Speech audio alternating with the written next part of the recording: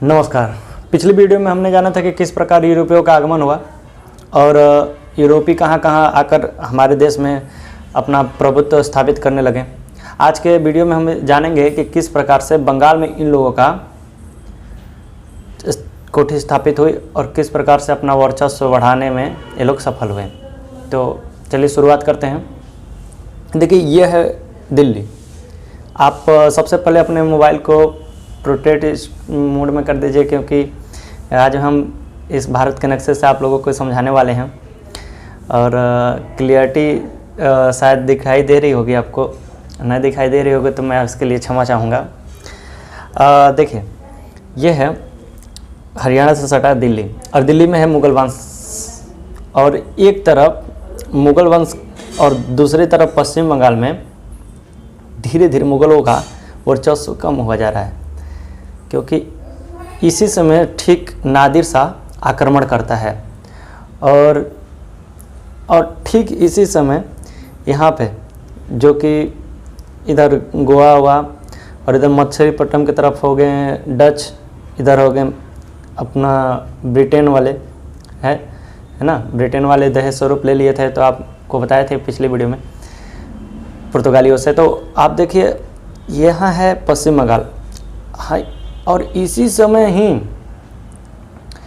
एक झूठी अफवाह में मुगल वंश राजवंश आपस में टकरा रहे हैं। यहाँ एक औरंगजेब है, शाह शुजा है, जहांआरा है, तो सब भाई बहन अपने अपने रोशन आ रहा है, सब जैसे हैं, एक दूसरे से अपने में ही लड़ाई चल रहा है। इधर घर का पारिवारिक माहौल स्थिर नहीं है और दूसरी तरफ अंग्रेज, तो अंग्रेज शाह शुजा से, जो कि शाहजहाँ का दूसरा पुत्र था, उससे अनुमति लेके 1651 ईस्वी में हुगली में, ये कोलकाता के पास पड़ता है हुगली, यहाँ पे मुक्त व्यापार की छूट ले ली। अब क्यों, ऐसा क्यों, कैसे छूट ले ली? भाई देखिए, अंग्रेज हैं, यूनानी विद्या में निपुण हैं, है ना, मेडिसिन ये सब थोड़ा सा ज़्यादा जानते थे, अंधविश्वासों से दूर, और एक तरफ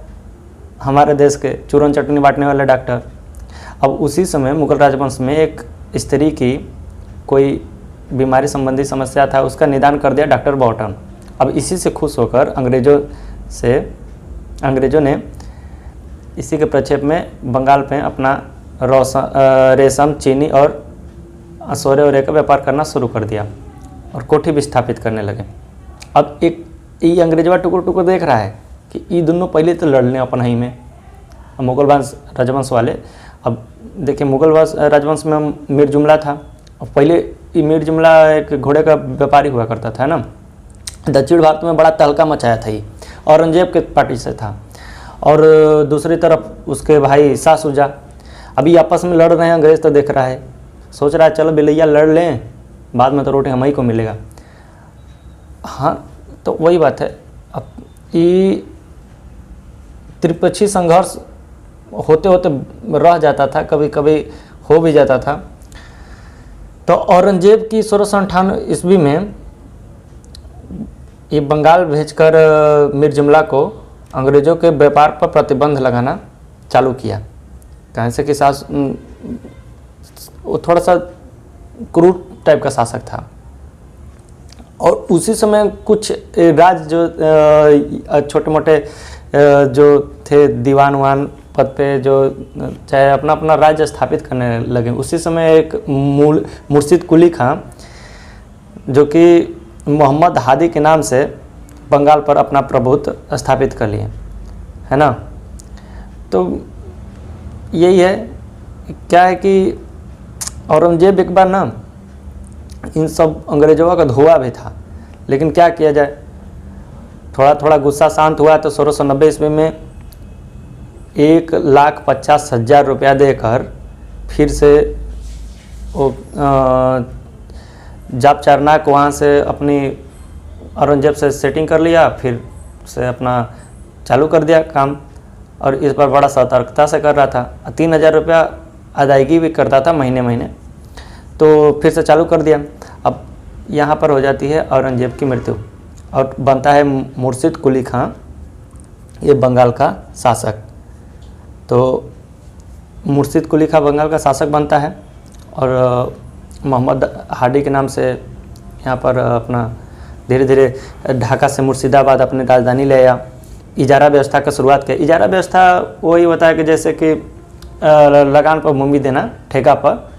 तो सब जमींदार वाली प्रथा वहाँ पर स्टार्ट होने लगी। अब जमींदारों को खेती देने लगा धीरे धीरे। जमींदार किसानों को शोषित करते नहीं, चाहे जैसे भी पैसा वैसा का इकट्ठा, ये भी बहुत सख्त शासक हुआ करता था। तो धीरे धीरे किया, लेकिन ये है कि ये बहुत ही शुद्धतावादी, सख्त और कर्तव्यनिष्ठ शासक था।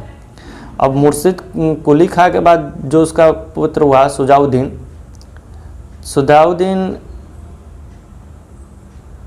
के बाद उसका पुत्र हुआ सरफराज, लेकिन ज़्यादा दिन तक टिका नहीं रह सका। उसे हरा दिया अलीवर्दी खां।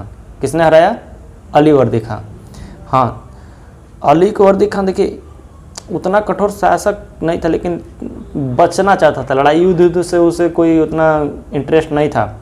अब उसमें मराठा संघर्ष भी जारी था। अब वो अंग्रेज़ों से भी नहीं लड़ता था। अंग्रेज़ों से कई बार सहायता भी मांगी, शायद अंग्रेज़ों ने नहीं किया, लेकिन वो कहता था अंग्रेज़ों को मधुमक्खी समान है, इन्हें छेड़ो ना तो ये डंक नहीं मारेंगे, ये हमें शहद ही देंगे। तो उसे लगता था कि चलो अंग्रेज़ों से हमें फ़ायदा है। और ये है मराठा साम्राज्य इतना दूर तक वो अपना वर्चस्व कायम करने में उतना हद तक सफल नहीं हो सका उस समय।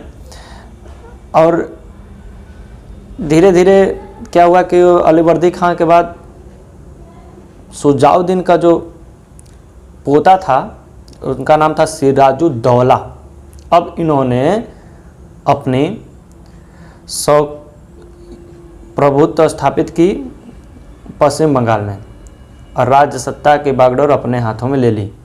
यह बहुत ही मतलब उस समय का कहिए तो बहुत ही कर्तव्यपरायण और बहुत ही अच्छा शासक हुआ करता था। इसके बारे में हम लोग विस्तार से जानेंगे।